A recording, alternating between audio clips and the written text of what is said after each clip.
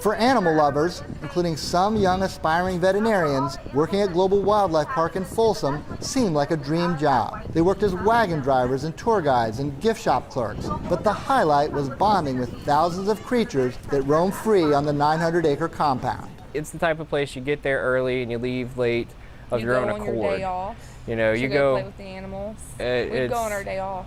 For the first 2 years, I would say that Global was this awesome, magical place. But our months-long investigation uncovered a very different side of Global Wildlife. We spoke to more than a dozen former employees, and they gave firsthand accounts of how animals are injured or neglected, getting minimal veterinary care.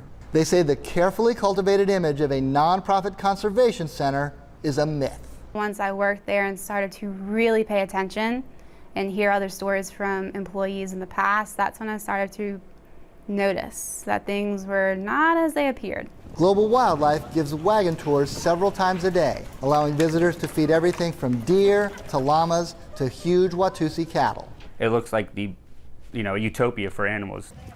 But even at speeds less than 5 miles an hour, the wheels of the wagons are a constant hazard to the animals, sometimes a lethal hazard. Employees provided these photographs exclusively to WWL-TV. Behind the scenes, it is like terrible, Animals are run over on tours. The ex-employees, some who work together, some complete strangers who work there at different times, say the same thing. The animals being run over by the wagons is a pretty common occurrence. We would often injure animals by running over them. Because it happened at least weekly. It was very difficult to avoid. When you've got kids who are traumatized, you've got adults who are trying to help them, you're sitting there shaking, holding back tears for the rest of the day. Jeff Dorson, director of the Humane Society of Louisiana, said his group has received numerous complaints from visitors. What kind of complaints have you received? Animals being hit by vehicles and not being treated. While the vast majority of online reviews of Global Wildlife are positive, some downright glowing, others have posted horror stories. When a flurry of critical posts appeared on the Global Wildlife Facebook site just this week, the site was taken down. Global will heavily monitor what is posted on their Facebook page. They have been known to delete bad reviews in the past. There are even suggested answers in Global Wildlife's employee manual about how tour guides should answer visitors' questions about animals being run over. The manual directs the workers to, quote, always place the center in the best possible light.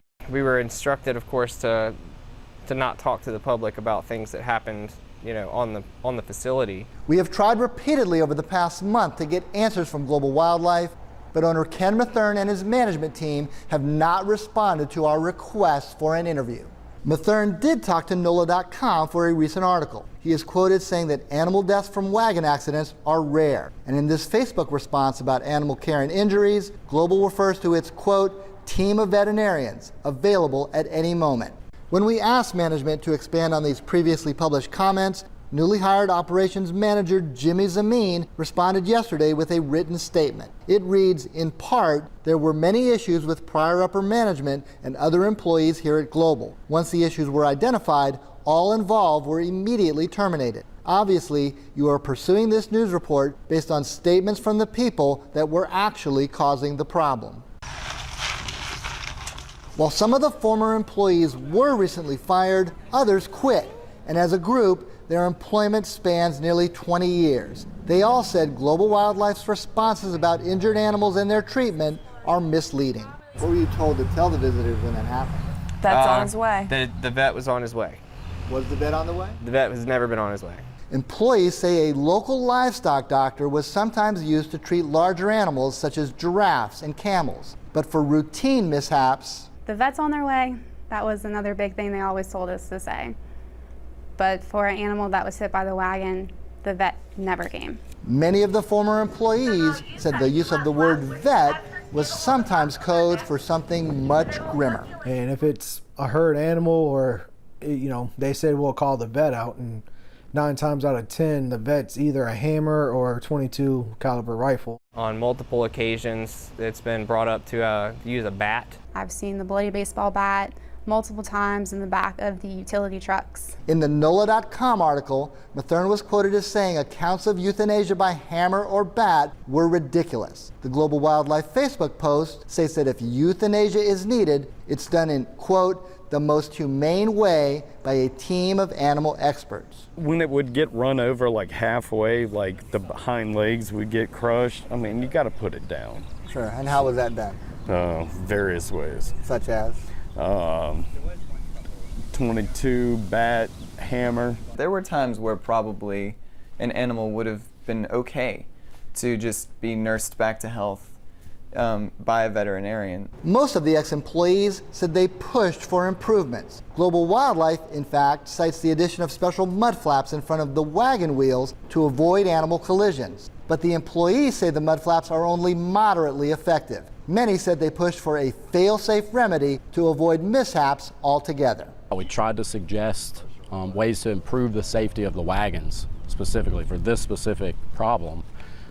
We gave them diagrams of very cost-effective, simple measures that were already in place in other places. Many guys offered to do that for free, and they wouldn't. They never took any other steps to prevent it from happening. It's such a simple fix. Common sense is a lot of this. Do you want these animals to suffer and die? Oversight of Global Wildlife and similar animal attractions that are not accredited zoos falls to the U.S. Department of Agriculture.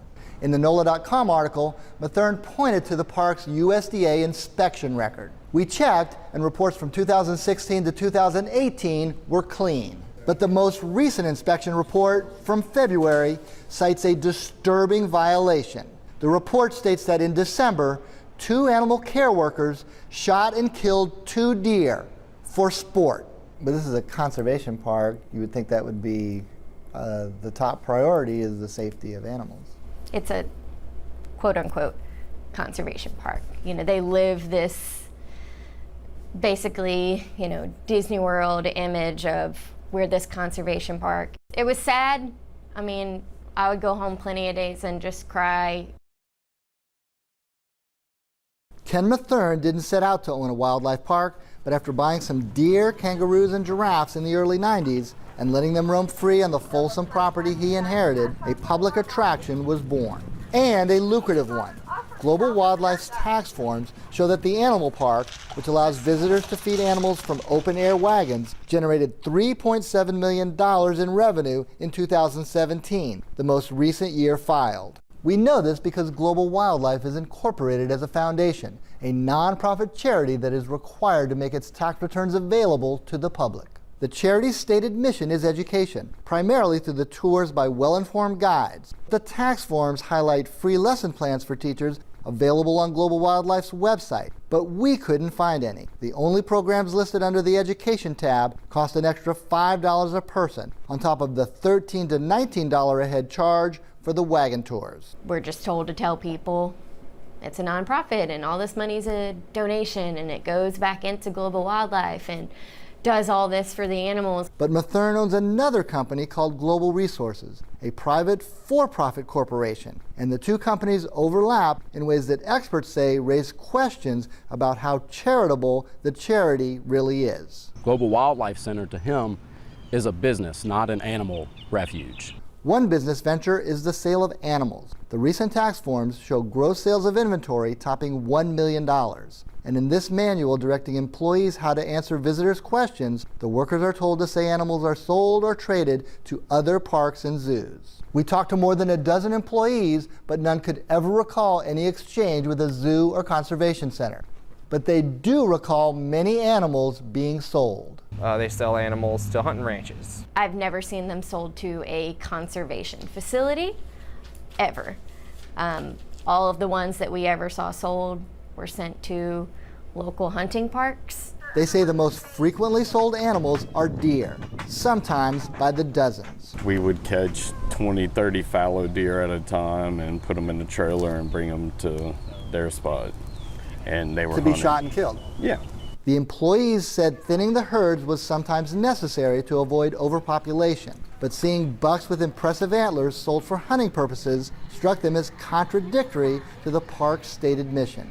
telling visitors was strictly forbidden. They don't want anyone to know that they're making this extra money by selling these large stock animals to these hunting camps. I wasn't okay with being told to tell people that, no, you know, these animals are going to zoos, when in my mind I knew that this was not the truth.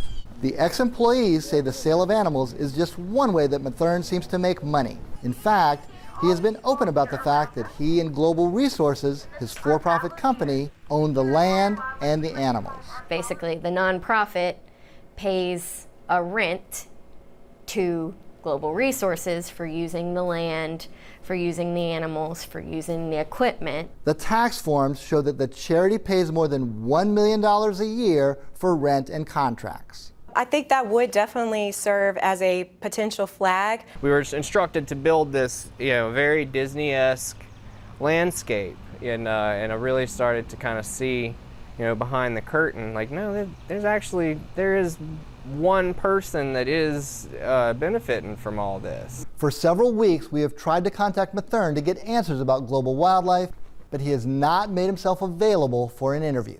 But in the past, Mathern has made no secret of his wealth. In a 2001 article about the animal park, Mathern says his family's success in the oil industry allowed him to retire in his early 30s. He has given six-figure sums to charity. His campaign contributions to Republican candidates is well over six figures, including a single $100,000 contribution to the Donald Trump Victory PAC in 2016.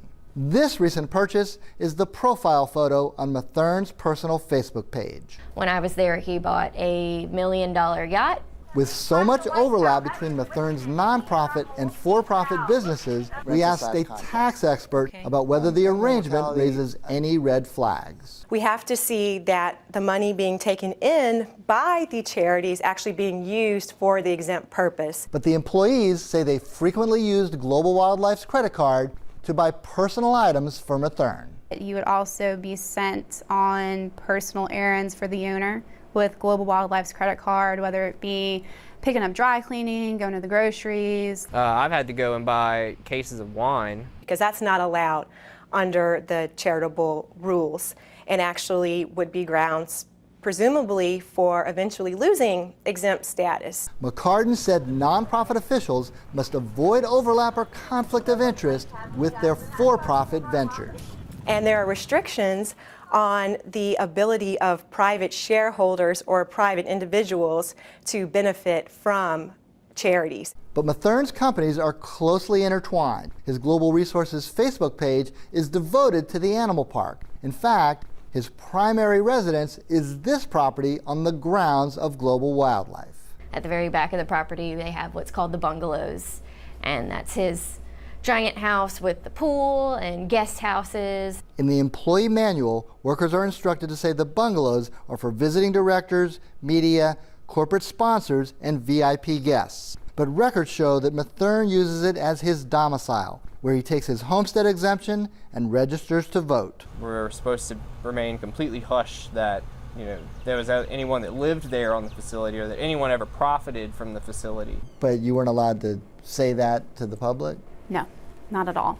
That was like one of the top 10 things on what not to say when you're trained. I've had to personally go grocery shopping on the clock after I went to the bank to make deposits with Global Wildlife credit card and then bring the groceries back to the bungalows for him. Global Wildlife's tax forms show that the nonprofit is sitting on more than $4 million in assets. We tried to pinpoint how all that money goes back to the animals, but all we could find is this. Listed under animal care and supplies, about $15,000.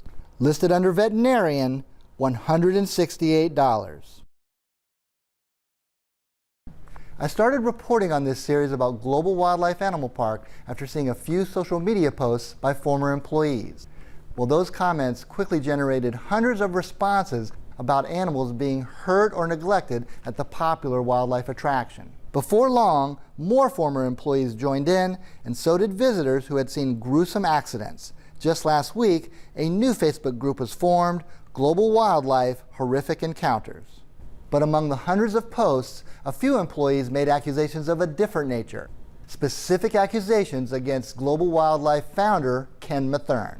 He has grabbed me, he has shoved his tongue down my throat, completely unwarranted, completely unwanted. In this era of the Me Too movement, many women who felt they were sexually harassed or violated are coming forward with their stories, sometimes after years of silence, sometimes encouraged by strength in numbers. Both of those were factors in women speaking to WWL-TV about Methern. In order to get your Christmas bonus, before he would hand you the check, you would have to give him a kiss. What kind of kiss? On the lips. He would make comments like, oh, you should unbutton another button on your shirt. These former employees of Global Wildlife are talking about this man, the 61-year-old who started a safari park on his 900-acre property near Folsom nearly 30 years ago. He can be a very generous man. Like, he always took care of people that he was friends with. The generosity included company parties and crawfish boils, some at the bungalows, Methern's property on the Global Wildlife grounds, and some on his massive yacht. You know, at the Christmas party, he would have girls dancing on his yacht bar, throwing money at them. While the parties were considered by some to be a perk of working at Global Wildlife, more than a dozen ex-employees we talked to say Methern's behavior often crossed the line. I mean, what sort of maybe physical contact, unwanted physical contact did you see? Oh, quite a bit. I mean, him groping, kissing, grabbing. One instance from a bungalow's pool party back in 2013 generated this 2019 police complaint about Methern to the Tangipahoa Sheriff's Office. I have been groped. He has pulled the string on my bikini top at the crawfish boil in 2013 and exposed myself to at least 24 people. No official action has been taken since the filing of the complaint, which the Sheriff's Office declined to discuss. Methern and the management at Global Wildlife also wouldn't talk about it. But Sarah Elzie and her husband Russell said they decided to come forward after years of silence because the episode still haunts them. I still have anxiety about it. I still have panic attacks about it. It's been on our heart. It's not like, you know, we were able to just brush this off our shoulders. A local expert on sexual harassment and assault said it's not uncommon for such complaints to stay buried for years. It takes a lot of courage and a lot of willpower to be able to stand up to someone that has much more money than you have, and that kind of intimidation silences many victims. And then as far as watching my female coworkers be groped, usually they were too afraid to say anything to management. And then the next thing I knew, I was up against the pool wall. And he kind of had me pinned against the wall and was trying to touch me in very inappropriate places. Carissa Goya said she felt there was nobody at Global Wildlife to turn to.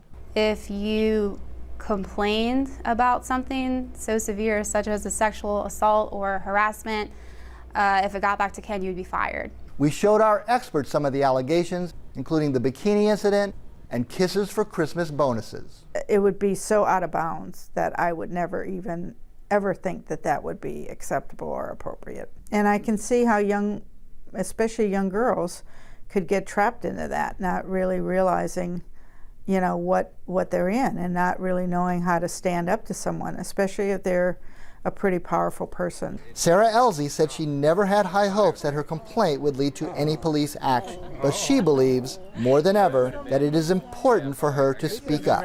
I'm disgusted. The only reason I've come forward is I don't want this to keep happening.